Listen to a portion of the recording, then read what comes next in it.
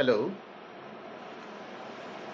I am Hiray Bensud, and in today's talk, which is not going to be very long, I want to give voice to my musings on life and death using Emily Dickinson's poem Because I Could Not Stop for Death, as I feel it epitomizes my musings quite accurately. At the outset, I would rather make it quite clear that this talk is not intended to be a literary exposition of the poem or a literary background of Emily Dickinson and her poetic creations. All I want to do is to put forth my ideas on death and read the poem as providing poetic correlative, if I may take the liberty to change the concept of objective correlative given to us by T.S. Eliot, for my purpose as poetic correlative.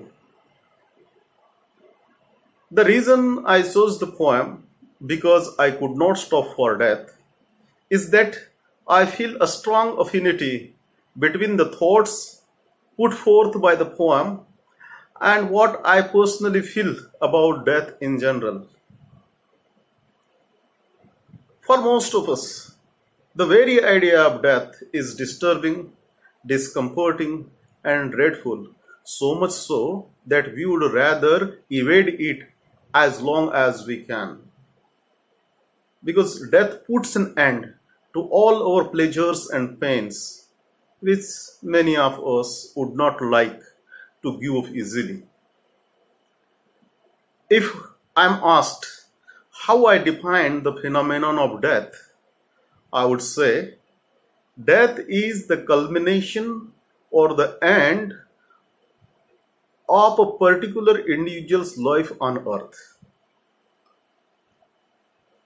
which no one can escape.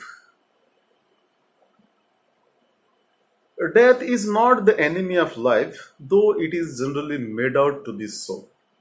Life and death are not opposite binaries, but one and the same process. Death is implied in the very process of living.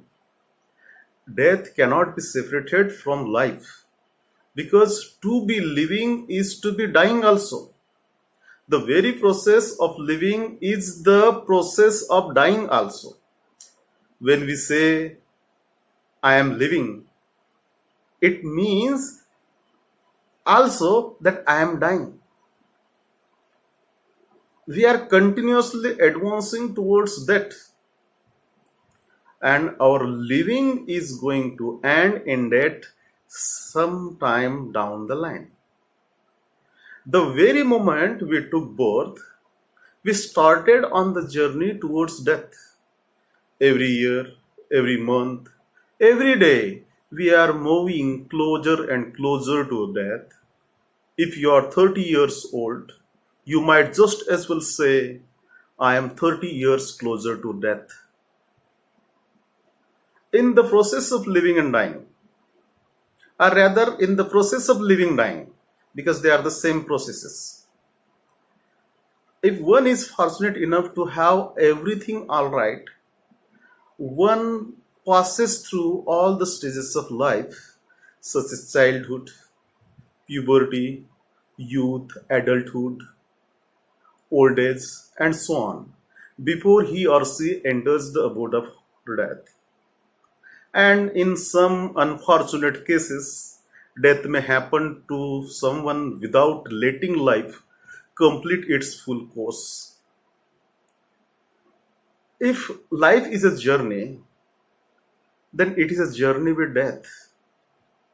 Whether one lives 80 years or 8 days, death is ever present with us all through one's life. Irrespective of our awareness of it. Something untoward happens at any moment and one is no more in the body. To put it metaphorically, We can say, like Emily Dickinson, we have been traveling in the carriage of death since our birth. I feel Emily Dickinson has carved out an indelible place for herself among the thinkers who have attempted to shed light on the ways to deal with death. Emily Dickinson is one of the most original American poets of all time. She is known for her philosophical poems that seems to be the results of her struggle to escape the limitations of conventional thought and style of poetry. Her poem, entitled Because I Could Not Stop for Death, opens up a new way of looking at death. In the poem, she superbly handles the abstract ideas of mortality, immortality, and eternity. Let's see what the poem Because I Could Not Stop for Death says. Because I could not stop for death, he kindly stopped for me. The carriage held but just ourselves and immortality. The second stanza. We slowly drove, he knew no haste, and I had put away my labor and my leisures too for his civility. To preclude fear of death and to build intimacy with it, Emily Dickinson personifies death as a friendly, kind, and civilized companion who comes to the speaker in a carriage to take her on the journey to eternity. You will let me believe that the speaker in this poem is a woman, and that's why I used the word her. Being preoccupied with our own petty little concerns, we tend to forget that we are also destined to die someday. But death does not forget us. It keeps on knocking on the door from time to time to remind us of its presence with us. So the speaker says, because I could not stop for death, he kindly stopped for me. Death allows the speaker to get into the carriage. In the carriage, there is also immortality, another personified entity who always accompanies death. Thus, the journey of the speaker with death to eternity starts.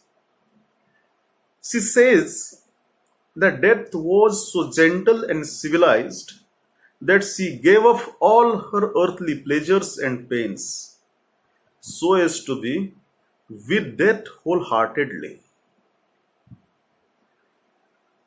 These lines convey to us the message that if we are ready to loosen our attachment to our labor and leisure, to our pleasures and pains, there is no reason to be afraid of death. It will seem gentle and civil, as the speaker says. Now let's go ahead with the next stanza of the poem, Because I Could Not Stop for Death. We passed the school where children strove at recess in the ring. We passed the field of gazing grain. We passed the setting sun. These are important lines. Their carriage is being driven very slowly. The speaker, the death, and immortality in the carriage go past a school where children are playing on the ground. Thereafter, the carriage passes the fields with standing crop, which appears to be staring at them. Then they pass the setting sun. These scenes, the school children playing on the ground, the gazing grain, and the setting sun symbolize different stages of life through which the speaker herself goes. The school children stand for childhood, the cornfield for adulthood, and the setting sun symbolizes the old age. All this means the speaker had been aware of death as her companion all through her life. Or, as the speaker says metaphorically, she was in the carriage of death when she was a child at school. She was in the carriage of death when she was a child in the school. And she was in the carriage of death when she had become an adult. And she was in the carriage of death when she has grown into an old woman, like the setting sun. Throughout all the stages of life, she knew that she could have died at any moment. But she lived well up to her old age, having fulfilled most of her desires and ambitions.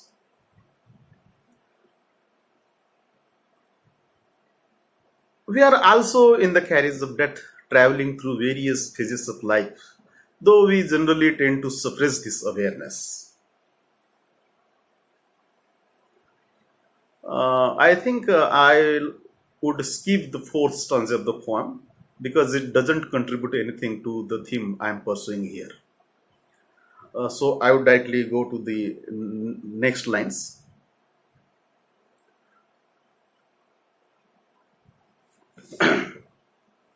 We paused before a house that seemed a swelling of the ground, the roof was scarcely visible, the cornice in the ground. We passed before a house that seemed a swelling of the ground, the roof was scarcely visible, the cornice in the ground. The journey of the speaker with death comes to an end when their carriage stops before a house with no roof visible, as it is half buried into the ground. It looks like a swelling of the ground. What does all this mean? When the speaker in the poem says, we paused before a house that seemed a swelling of the ground, she means that she has actually died now. And the half-buried house before which the carriage stops is nothing but the grave the speaker has to live in forever, now that she has died. The grave is not just a stop, but the end of life's journey. It is the final destination of life. This reminds me of something that I had read somewhere. There was a board on the gate of a cemetery on which is what's written, मंजिल तो यही थी मगर जिंदगी गुजर गई यहाँ आते आते. This can roughly be translated as, this was the real destination, but it took the whole life to reach it finally. The next lines of the poem are, since then 'tis centuries, and yet feels shorter than the day. Herein we have a surprise. The entity who is speaking to us as the speaker has already died centuries ago. So whatever she is saying has a tremendous significance for us. The speaker says that since her death, centuries have passed. But for her, the length of a century is not more than the duration of a day. After the end of one's life, that is the actual death, there is no other death. So, the death becomes a door to real immortality and eternity, where the sense of time is no more applicable. I think I should say something about the sense of time. The sense of time is a subjective matter that is determined more by the state of mind one is in than by the clock.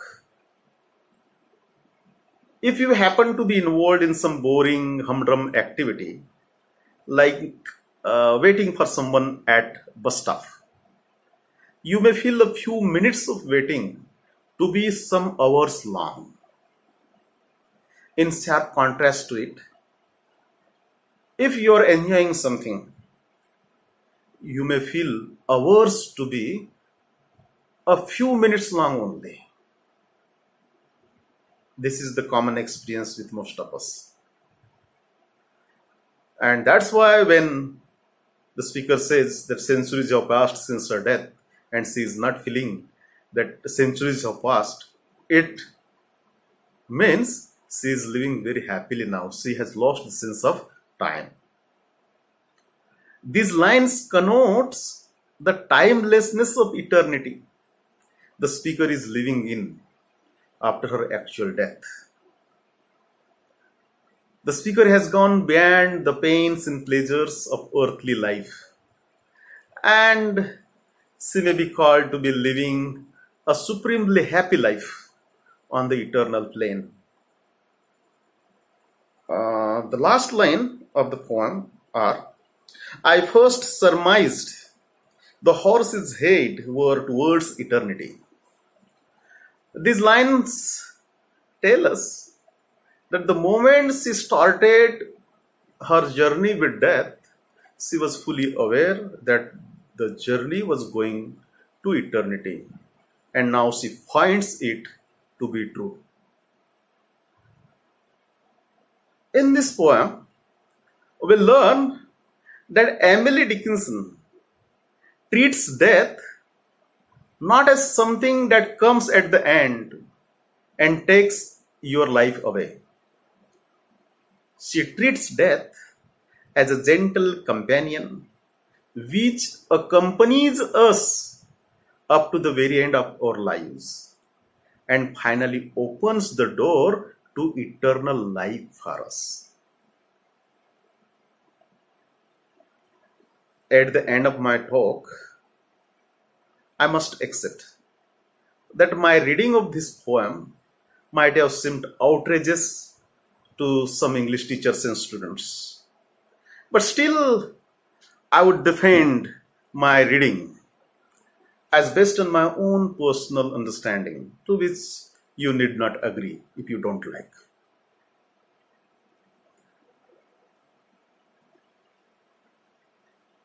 Now, I conclude the talk, but before that, I must say, friends, that in the moments of crisis like that of coronavirus pandemic, that has literally compelled us to live in voluntary confinement for last 4 weeks, we need mental fortitude and moral courage more than anything else.